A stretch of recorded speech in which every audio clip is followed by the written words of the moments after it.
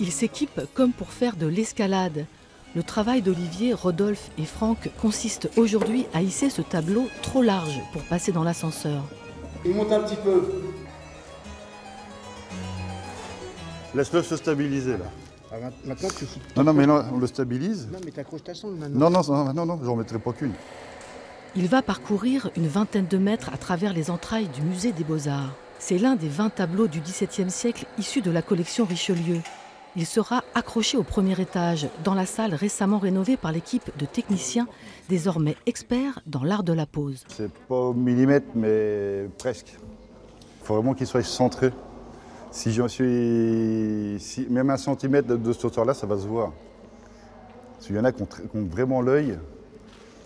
Et puis comme c'est en hauteur, on les fait qu'une fois. Ils sont 3 à former l'équipe technique. Leur expérience, ils l'ont forgée dans les métiers du bâtiment. Et l'avantage dans un musée, c'est que l'on ne s'ennuie jamais. C'est très intéressant parce que c'est hyper diversifié, c'est-à-dire qu'aujourd'hui on accroche des tableaux et demain on fera un montage d'exposition. Donc tout ce qui est les structures, le montage et tout ça. On fait de l'accrochage, on fait de la peinture, on fait de la menuiserie, on fait de la plomberie un petit peu, on fait de l'électricité, on fait de l'éclairage. Tous les jours j'en apprends.